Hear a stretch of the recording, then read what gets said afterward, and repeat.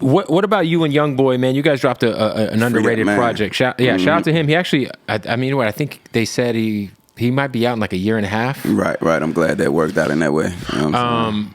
But you guys dropped a project that again, very slept on. I feel like it kind of, people who knew, and I know you guys worked direct to radio, I think, but it was a great body of work. How did that album end up coming to be? And you guys are both kind of controversial in your own way. So yeah, I've been a fan of bruh music, man. Like bruh, musically, that nigga, it ain't too many, that young nigga there. He a bad motherfucker when it comes to music.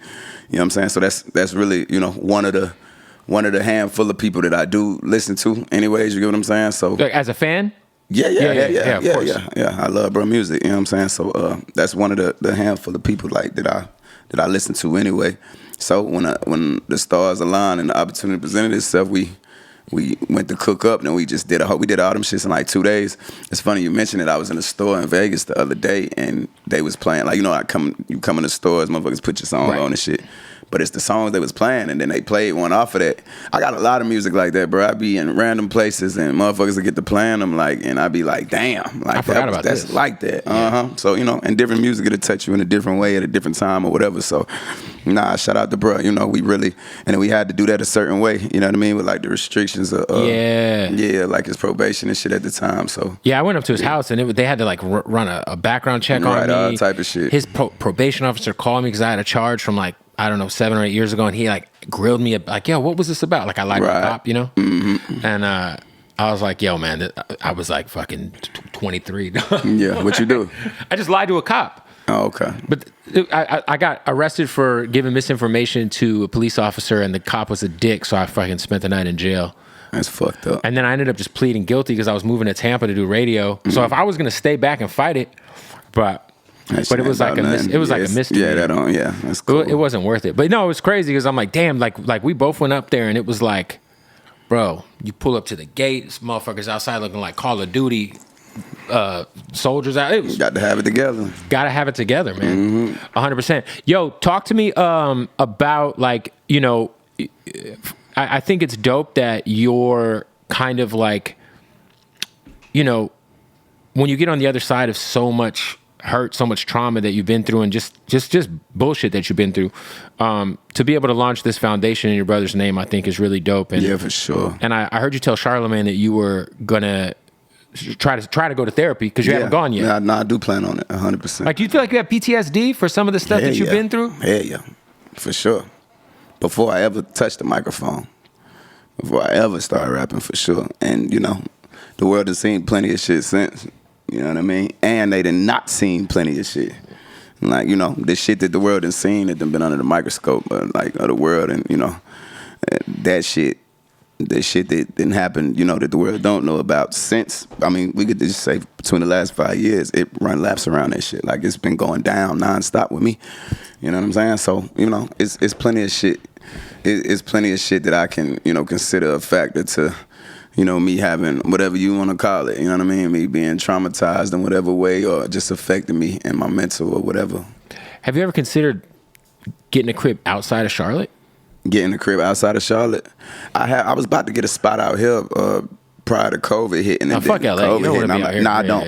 You don't want to be here. I'm going to be honest. I don't. LA sucks. I got to be somewhere in the South. I got to be somewhere you can have your guns and all that other shit. Like, I can't. Like maybe Florida or something. I don't know. Mm-hmm. I do. I'm thinking about getting a spot in Miami. You know what I'm saying? But definitely, like, I really would have left. Only reason why I ain't left was my kids. Of course. You get what I'm saying? I ain't want to be away from my baby. Like, they had to leave and I go to where they going. You get what I'm saying? But I ain't. So that was number one. You get what I'm saying? And just my people, period, But like where I'm at right now, you know what I'm saying? Like I see shit, far more clear. Like, just like everything else, like, I'm gonna fuck around, have to be the one to leave. You get what I'm saying? Right. Yeah, and pick and choose who I take with me. I saw you at practice, the Panthers. Yeah, that was after the game. That wasn't practice. That was after the game. Oh, that was after the game. I saw you on the field, though. Throwing missiles out there, bitch. Shout out to, how we feel about Bryce Young, man? Is it over for him? That's fucked up. Right after I'm out there throwing them passes, They benched him? my boy. I'm like, damn, motherfuckers like, man, you the reason why they. And I'm like, nah, I don't want to hear that. Don't. They could have signed you as like as the backup, man. Then I saw, bro, the next game, I'm like, but I definitely, when I saw him, I'm like, bro, keep your head up, fight through that shit, get back on that field. Because Andy Dalton came out and smoked the Raiders, bro. I was at the Raiders game. My mama was out there. I was like, damn, this don't look good. Right, I'm like, damn, that ain't it.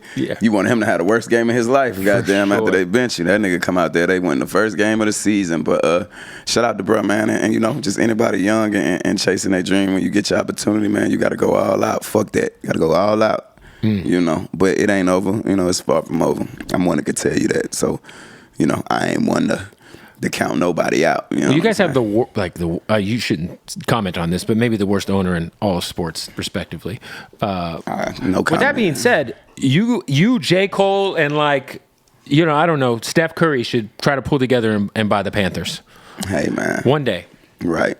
Wishful thinking. I mean, I could see you buying a piece of the Hornets, huh? Yeah, the Hornets, yeah, for sure. Panthers too. I mean, I'm having great conversations with the Panthers now, by the way, too. Like, we forming a partnership to where they allow me to, impact the organization culturally and shit, which is something I feel like is overdue from any sports team in the city. Like, it makes no sense. They gotta understand that culture plays such a big part, and you know what I'm saying, the fans and just whatever. It's just gonna increase all things. It's gonna make the team more appealing for players to want to come to, all that type of shit. So be having to tell them, like, bro, I can go to another city right now and they gonna roll the red carpet out if I walk in that bitch. Like, my money ain't even gonna be good in there. You get what I'm saying? That's amazing. So it ain't no reason why I should. They should sign you. They should just sign you for a day. Exactly. It's simple. Even if it's for preseason next year, it'll work. Would you go out there and take try to run a drive?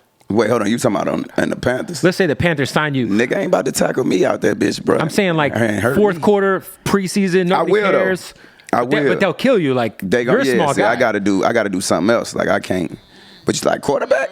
Yeah, quarterback. It got to be shotgun formation. You got to be shotgun, so I'm bombing that bitch. You could just throw it. Yeah, I'm bombing that bitch and I'm running the opposite way. Throw that bitch. Just throw it to Deontay Johnson and get out the way. They gonna try to just do it like a late hit on me. They're gonna try to set an example. 100%. And just take the little 15-yard penalty. Any tour stuff on the way? Yeah, I definitely plan on getting back out here and going back on tour. I wanted the music to lead.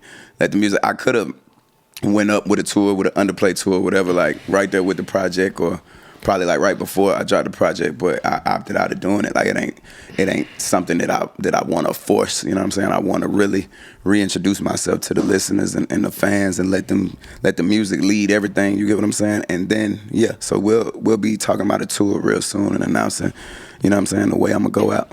Yo, something I always wondered, when you and DaBaby did the Baby record on the QC project. Mm-hmm. At that time, you guys are both just meteorically rising simultaneously. Similar names. Did you guys ever talk about doing a whole? We did talk about doing a collab project for a certain amount of time. We definitely was talking about that shit for a certain amount of time. Did you guys cut anything? At the time, we were so. Oh yeah, you guys were so busy. Yeah, so we never got in the same place. Like, we had talked about me coming to Atlanta for a couple of days, him coming up my way for a couple of days, and just knocking that shit out. But at the time, we both so boom, boom, boom, boom, boom. You get what I'm saying? The stars never aligned for us to be able to get into it and do the shit. But that's something I'm definitely open to whenever. Anybody who, I love the opportunity to create with anybody who doing their motherfucking thing and the best of the best. I feel like, it's an automatic win when it come to me.